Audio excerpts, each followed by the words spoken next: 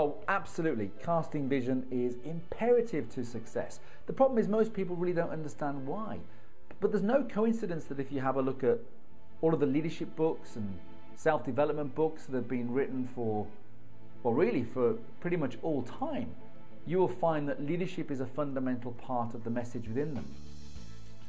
Even the Bible, going back to Proverbs 29, says, where there is no vision, the people perish. If you've ever worked for an organization that lacks vision, and I certainly have, you'll know how rich in truth that statement is. Without vision, people are wandering in generalities.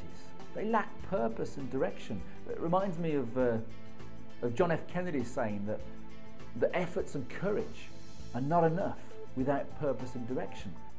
And yet if you examine the modern workplace, that's where most people are.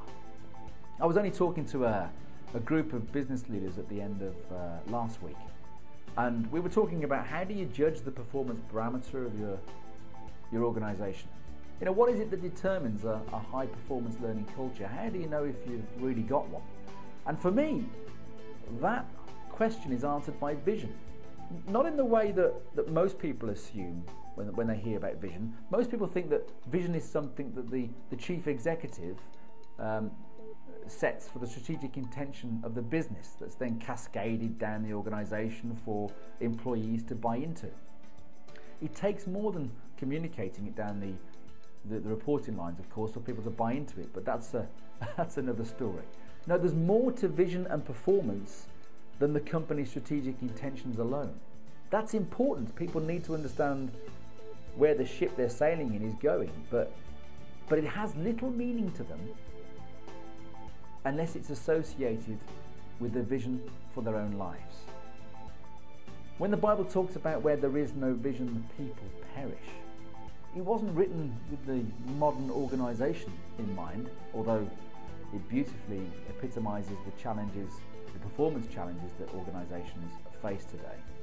It was written about the individual, because we really do perish where we lack vision. Not in the way that we won't have food in our fridges and we won't have a roof over our head. It doesn't mean it in that way. In the modern world, that doesn't really apply. What it does mean is that where a person lacks vision, they will never be what they could be. They will never experience the true nature of their potential. And I don't think there's anything worse than living a life where you get to the back end of that life, and we all know how quickly life passes, looking back on one where you didn't experience the true nature of your potential. And if you run a team or a business, you will never experience the true nature of the potential within the people of your business or team, and you'll never see it manifest on the top and bottom line if they lack a vision. So why is it that vision is so imperative to success? It's because we think in pictures. Literally, we are wired to think in images. Think of your workplace for a moment. Be aware an image has just appeared on the screen of your mind. Now I want to ask you to think of your front door. Notice the image of your workplace has disappeared and there's a picture of your door, your front door, on the screen of your mind. You don't see the letters D-O-O-R, you actually see the image of the door. We're literally wired to think in pictures. So where there is no vision, there is no working picture for the creative process that's within every human mind to be compelled to create in physical reality. The true measurement of a high-performance learning culture is whether the people within that environment have a personal and professional vision for success that they originated, a vision from the heart, underpinned by meaningful goals, goals that have meaning to them in their lives. And the trick, and this is obviously the calling of leadership, those people that are employed in leadership positions, is to then link those meaningful goals from the individual to the company's objectives. And that's when people will go beyond existing levels of performance. You know, casting vision has such resonance with me because, well, I can talk about the power of it with great authenticity because everything in my life changed when I finally woke up to casting vision.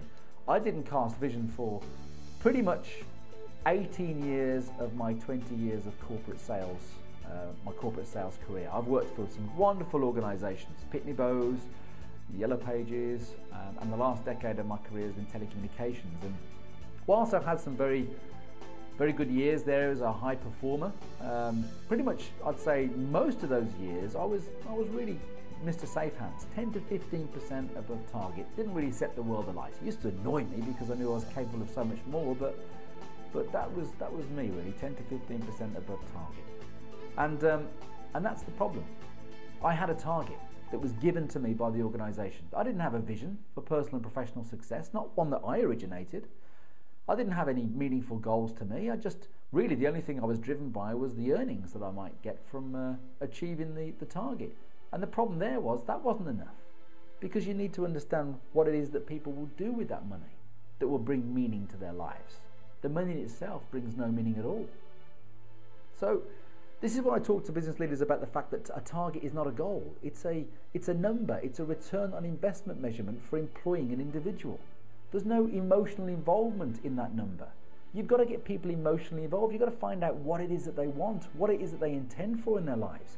Emotion, energy in motion, what compels them to go beyond contractual obligation. And that's what happened to me. Things had to change in me for things to change for me. I built a very clear vision of personal and professional success, of running my own organisation to help improve the personal and professional lives of people around the world, to help them understand the true meaning of leadership of themselves and of others. And of course that's where I'm found today. But it was that vision that compelled me to go from my target in those days was £4 million worth of order value every year. In the final year, when I was compelled by this vision, in my final year in corporate life, I achieved 64 million. In fact, vision, when I'd learned this lesson, vision became such an important part of my life. A couple of years later, in the first couple of years of my own business, I set the intention through a vision to work with the biggest names in this industry. And 3 years later, I've been blessed in working with Les Brown, people like Bob Proctor, and today I work very closely with John C. Maxwell, the renowned and most prolific author in leadership in the world. I first picked up his book back in 1999, and I remember thinking to myself back then, if I get the opportunity to one day meet John and ask him a question, and perhaps he'll even sign a book for me, what a great privilege it will be. And here I am, all these years later, working very closely with John in training his consultants in 42 countries around the world in the art and skill of professional coaching. So I am blessed, but I'm not sharing this to impress you. I'm sharing this to impress upon you what vision can do in terms of your success, how imperative it is, and how it compels you to create the outcomes that you choose in your life. So this is about reflecting and evaluating. As always, reflection and evaluation is critical to success. You see, your mind cannot achieve what it cannot see. And you cannot do for others what you have not done for yourself. If you cannot see the success that you aspire to in your life in the mind's eye, it will never manifest itself in your physical reality. And the same applies for everybody within your organization if you run an organization. So I urge you to really begin to cast a vision. Use your imagination to cast a vision in your life. Imagineer, as Walt Disney used to say. And that is why vision will be so important in creating the outcomes and success that you aspire to. I hope that's helped.